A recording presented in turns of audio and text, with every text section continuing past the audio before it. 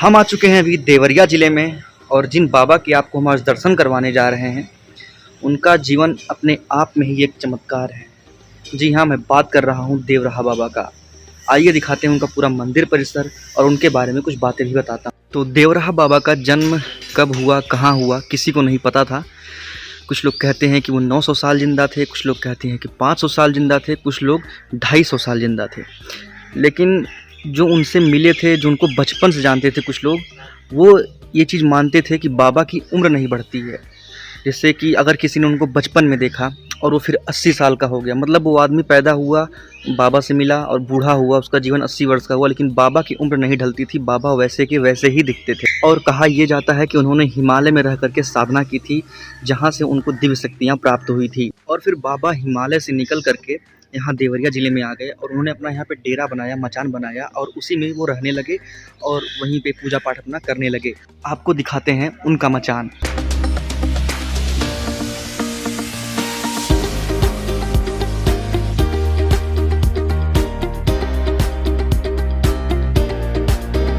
कुछ लोग जो यहाँ रहा करते थे बाबा जी के साथ, उनका ये मानना था कि उन्होंने बाबा जी को पानी पर भी चलते हुए देखा था।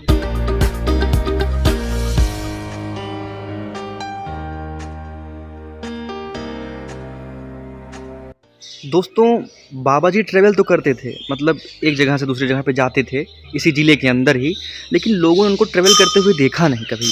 मतलब जाते हुए कहीं पे किसी जानवर की सवारी नहीं करते थे, किसी गाड़ी पे नहीं बैठते थे। हाँ, लेकिन वो एक जगह से दूसरी जगह पहुंच जाते थे और कोई देख भी नहीं पाता था। इसीलिए लोग ये कहने लगे थे कि बाबा के अंदर टेलीपोर्टेशन वाली शक्ति है। मतलब टेलीपोर्टेशन मतलब समझते हैं कि एक जगह से गायब होकर के दूसरी जगह निकल जाना।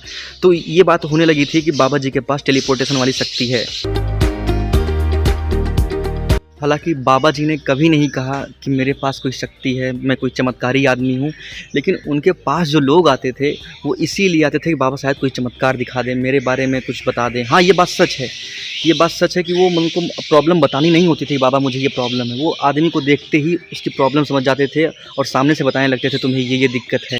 बाबा जी ने पूरी लाइफ में कभी खाना नहीं खाया, उन्होंने केवल शहद, दूध और एक श्रीफल का रस का सेवन करते थे पूरी लाइफ। दोस्तों, बाबा जी से मिलने प्रधानमंत्री जवाहरलाल नेहरू, इंदिरा गांधी, राजीव गांधी, कई अंग्रेज लॉर्ड जो होते थे वो लोग भी इनसे मिलने आया करते थे, इनके आशीर्वाद लेने आया करते थे।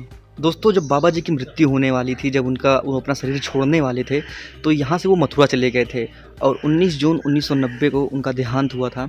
और जब उनका देहांत होना था, वो शरीर छोड़ने वाले थे, तो उस समय लोग कहते हैं कि जो पक्षी थे पूरी तरह से चिल्लाने लगे थे, काले बादल छा गए थे। एक बार राजीव गांधी जी बाबा जी के आशीर्वाद लेने आने वाले थे, तो उनका हेलीकॉप्टर उतरना था। तो ये हुआ कि हेलीकॉप्टर को उतरने के लिए एक पेड़ को काटने की ज़रूरत पड़ेगी, तो बाबा जी ने पेड़ को बचाने के लिए उनसे मिलने से ही मना कर दिया था। हम आपको बाबा जी का पूरा परिसर एक बार दिखा देते हैं मंदिर का और फिर चलते हैं यहाँ से।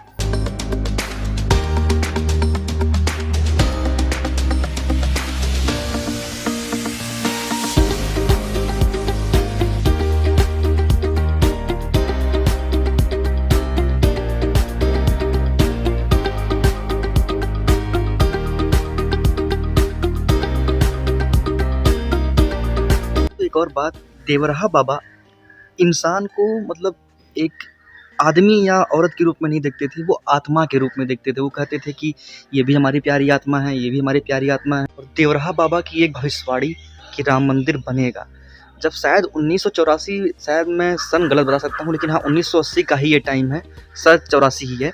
तो 84 में उनसे पूछा गया था कि आपको क्या लगता है कि कांग्रेस राम जन्मभूमि पे राम मंदिर बनने की कोशिश करेगी, बनवाएगी?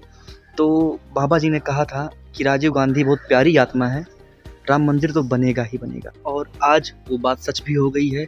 उन्होंने आज से लगभग 1984, बहुत टाइम, 30 साल से भी ज़्यादा पहले उन्होंने पहले बोल दिया था कि राम मंदिर बनेगा और आज राम मंदिर बन भी रहा है।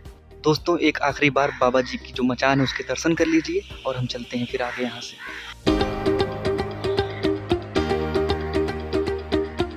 दोस्तों, मैंने अभी वो बाबा जी जो बैठे हैं उनसे वहाँ पे बात की है, उन्होंने एक बहुत ही गजब की चीज़ हमें बताई है।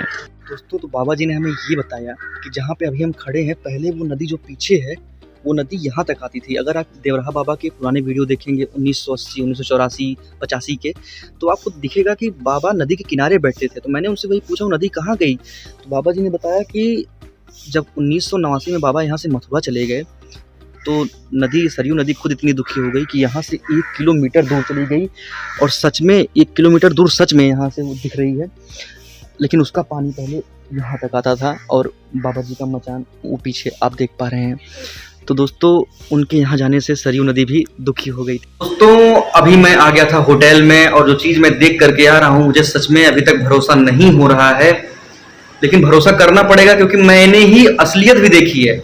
बात ये है कि मैंने जब पहले देवराहा बाबा की फ़ोटोज़ देखी थी, वीडियोज़ देखे थे, यूट्यूब पे हैं, तो उनका जो मचान था वो सच में नदी के बगल था।